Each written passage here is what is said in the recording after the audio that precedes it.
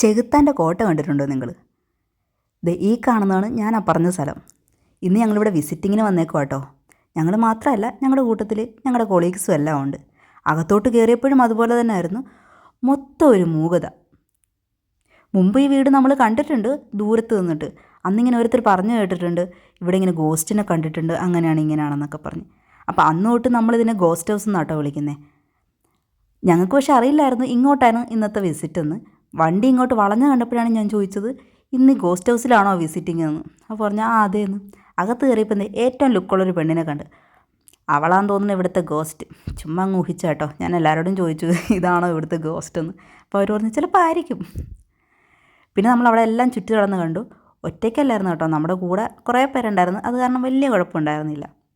കൂട്ടത്തിലൊരു ഇന്ത്യക്കാരനെയും കണ്ടു കേട്ടോ. ഒരു മലയാളി ലുക്കുണ്ടെങ്കിലും ആൾ ബംഗാളിയാണ്. പിന്നെ ഇന്ത്യയിൽ നിന്ന് കൊണ്ടുവന്ന കുറേ മാറ്റും അതും ഇതുമൊക്കെ ഇങ്ങനെ തൂക്കിയിട്ടിട്ടുണ്ടായിരുന്നു. കൂടുതലും അവിടെ ഉണ്ടായിരുന്നത് ഇങ്ങനെ വരച്ച ചിത്രങ്ങളായിരുന്നു. പിന്നെ അല്ലാത്ത ഫോട്ടോസുകളൊക്കെ ഉണ്ടായിരുന്നു. പിന്നെ കുറേ ഫർണിച്ചർ, ഇതൊക്കെയായിരുന്നു മെയിനായിട്ടുണ്ടായിരുന്നത്. പിന്നെ ബെഡ്റൂമിൻ്റെ സൈഡിലോട്ടൊക്കെ പോകാൻ നേരത്ത് കൂടുതലും കണ്ടത് ഈ മാനിൻ്റെയൊക്കെ കൊമ്പുകളും മാനിൻ്റെ തല, ആ ഭാഗം ഈ ഭാഗം, അങ്ങനെ കുറേ സാധനങ്ങളൊക്കെ അവിടെ ഇവിടെയൊക്കെ ഒട്ടിച്ച് വെച്ചിട്ടുണ്ട്. ഇവിടെ അതൊക്കെ ലീഗലായതുകൊണ്ട് കുഴപ്പമൊന്നുമില്ല. ഇവിടെ അവസാനമായിട്ട് താമസം ഉണ്ടായിരുന്നത് 1980-കളിലാട്ടോ. അത് കഴിഞ്ഞിട്ട് ഇവിടെ മൊത്തം ഇവരിങ്ങനെ കാത്തു സൂക്ഷിക്കുവാണ്. ഒരു സാധനം പോലും അങ്ങോട്ടും ഇങ്ങോട്ടും മാറ്റിയിട്ടില്ല എന്നുള്ളതാണ്. 3-4 ബെഡ്റൂമും കിച്ചണും എല്ലാം ഉണ്ടായിരുന്നു കേട്ടോ. അവിടുത്തെ പിള്ളേർ കളിച്ച പാവയാന്ന് തോന്നുന്നു അതൊക്കെ. ഇവിടെ നിന്ന് നോക്കിയാൽ രാമനാഥൻ്റെ വീട് കാണാൻ പറ്റുമോ? സ്റ്റെഫിയുടെ സംശയം കേട്ടോ. പിന്നെ ഭയങ്കര വിശപ്പായിരുന്നു. ഞങ്ങൾ ഉച്ച സമയത്തായിരുന്നു പോയത്. മൊത്തം കണ്ടു നടന്നത് വിശപ്പെല്ലാം സഹിച്ചാട്ടോ. ഞാൻ മാത്രമല്ല, ഞങ്ങളുടെ കൂട്ടത്തിലുള്ള എല്ലാവർക്കും നല്ല വിശപ്പായിരുന്നു.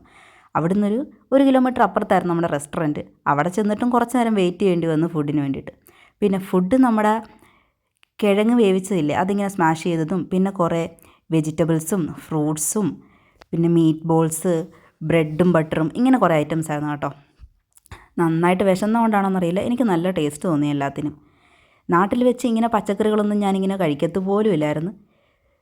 സാലഡ് എന്നൊക്കെ പറയുമ്പോൾ നമ്മുടെ നാട്ടിൽ കൂടുതലും തൈരിലൊക്കെ എന്തെങ്കിലുമൊക്കെ ഇട്ട് അങ്ങനെയല്ലേ എടുക്കുന്നത്. ഇവിടെ പക്ഷേ സാലഡ് എന്ന് പറയുമ്പം പച്ചക്കറികളെല്ലാം കൂടെ ഇങ്ങനെ കൂട്ടിയിട്ടിട്ടുള്ളത്. ഇവിടെ ഏത് ഡിഷിൻ്റെ കൂടെയും സാലഡ് മസ്റ്റാണ്. അത് കാരണം ഇവിടെ വന്നപ്പോൾ തൊട്ട് നമ്മളിതെല്ലാം കഴിച്ച് ശീലിച്ചു തുടങ്ങി കേട്ടോ. പിന്നെ ഫുഡൊക്കെ കഴിച്ച് കഴിഞ്ഞപ്പോൾ ഞങ്ങൾ ഭയങ്കര ഹാപ്പിയായി.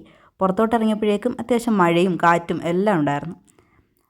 പിന്നെ നമ്മുടെ വണ്ടി അവിടെ വെയിറ്റ് ചെയ്യുന്ന കാരണം നമ്മൾ പെട്ടെന്ന് അങ്ങ് വീട്ടിലോട്ട് പോയിച്ച്. അപ്പോൾ ഇനി അടുത്ത വീഡിയോയിൽ കാണാം. Bye bye.